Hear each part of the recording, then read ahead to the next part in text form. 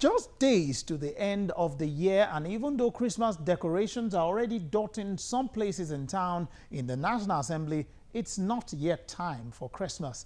The lawmakers have a lot to do before the holidays can start for them. Now, the medium-term expenditure framework is before the National Assembly, and it has to be passed. And what about the 2016 appropriation bill? Will that come this year? Well, these questions will be answered today. Welcome to your parliamentary program, The Gavel. I'm Lanre Lasisi. Now, in a bid to complete work on the medium-term expenditure framework document, a joint committee of the National Assembly met with some ministers and officials from the executive arm of government. Here is how the meeting went. These are the people entrusted with the task of overseeing the economy in the present administration. With dwindling oil prices, inflation and a deficit budget, they have their work cut out for them.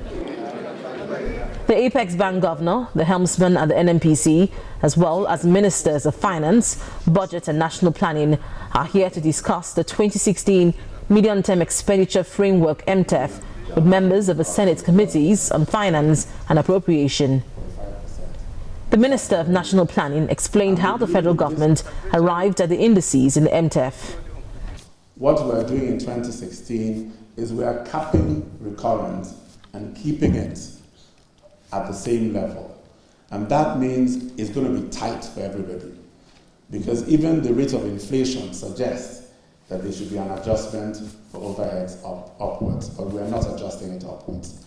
So what we are going to try and ensure is all non-essential expenditure should be cut out.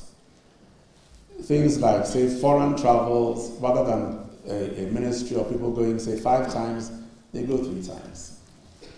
So those are the sorts of things that we're looking at, because tight times require tight responses. So we're going to keep the overheads down. In fact, we're going to reduce the overheads by 7%. In the medium-term expenditure framework, the 6.077 trillion naira budget, with a revenue target of 3.82 trillion naira, projects a deficit of 2.22 trillion naira and projects that recurrent expenditure would drop from 84% in the 2015 budget to 70% in 2016. The Minister of Finance explained how the federal government plans to cut recurrent expenditure. We are setting up, with effect from the 1st of January, a continuous audit program, a team of accountants that will do nothing other than audit our payroll, to bring down the costs of our payroll, to identify potential ghost workers, duplicates, dead people, and so on. And that will be a continuous program that starts in January. In addition to that, as has already been indicated, we are working very hard to ensure that the revenue generating agencies of government comply with the provisions of the Fiscal Responsibility Act, which require them to generate a surplus, 80% of which is to be paid into the Consolidated Revenue Fund. The compliance with this requirement as we speak is extremely poor. Many agencies have never credited anything into the Consolidated Revenue Fund. Some of those agencies we pay not only capital, we pay overhead, but we also pay their salaries. So one of the programs that we're driving very hard now is to go into those agencies and force them to give us a budget that will be subject to approval and a budget which they will be held to. And that the focus of that budget will be to ensure that they generate a surplus. The days when an agency would simply generate IGR and spend 99.9% of it are over. We cannot afford that anymore. And we have to ensure that this no longer continues. We believe that doing those two things together, that is compressing our recurrent expenditure and increasing our revenue, will provide the headroom that will ensure that the money that we borrow goes to capital projects. In the proposed framework, capital expenditure of 16% in the 2015 budget was raised to 30% in 2016. But with dwindling oil prices, economic analysts are concerned about how government intends to fund the 2016 budget. The chairman of the Federal Inland Revenue Service, Mr. Babatunde Fowler, said one of the strategies which the federal government intends to use is by blocking loopholes and opening up the tax base. Now, the next day, the Senate considered the recommendations of its joint committee and approved all the recommendations presented.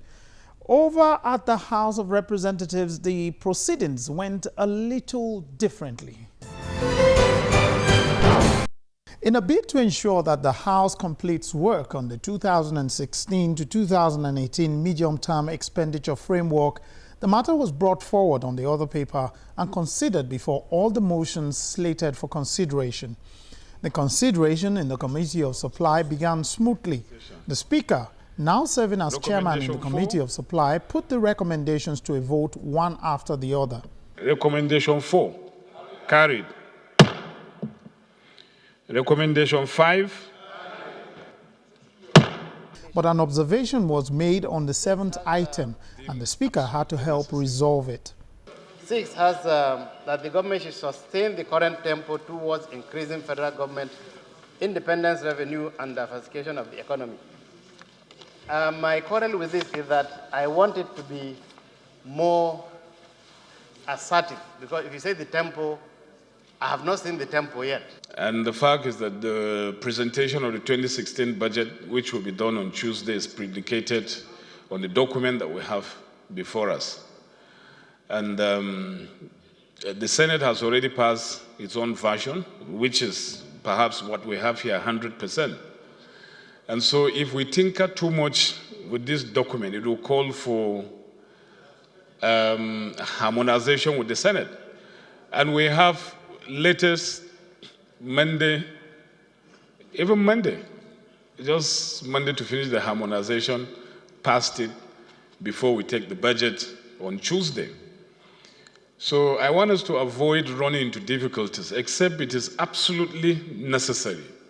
This explanation did not stop this point of order on the recommendation that the implementation of the Treasury single account with e-collection platform be sustained. It was immediately put to a vote. The recommendation 7 deals with the TSA, Treasury Single Account. We were all here when the medium-term expenditure framework was presented to the House. And nowhere in the body of that document was the issue of TSA introduced. So I don't know why the committee has now brought in the issue of TSA or something that was never introduced or discussed. They're not even asking for our approval for TSA. They're not even asking for our approval. It's an ongoing policy that's already been implemented. So I would want us to expunge that clause. So point of order sustained. Recommendation 12, that arrears of 2015 fuel subsidy for domestic consumption as proposed in the MTEF be sustained, also drew a point of order. We are having another area of 2015 for fuel subsidy for domestic consumption as proposed in the medium-term expenditure framework be sustained. I believe that this item specifically should be dropped. If it is an item that will come in the 2016 budget, we can clearly look at it and take a decision as a House. We will not want to shortchange our Nigerian people. But this document is purely a futuristic document. It has been taken care of clearly by the provision I've just read. So there is nothing that we can bring something of 2015 into this particular document, because the MTEF is a preparation of 2016 to 2018. 12 is hereby expunged. The other items were approved and the report passed. The chairman of the Joint Committee spoke on the fuel subsidy arrears that was deleted by the House. The executive arm made a mistake.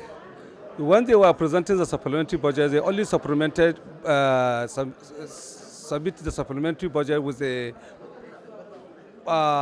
subsidy figure, exact subsidy figure. They didn't make provision for interest on delay payment, because after the due date, it will start attracting interest. They didn't factor the interest element of it, and at the same time, they didn't factor the exchange differentials. The House has set up a conference committee to harmonize with the Senate and ensure that this document is passed in line with the Fiscal Responsibility Act 2007.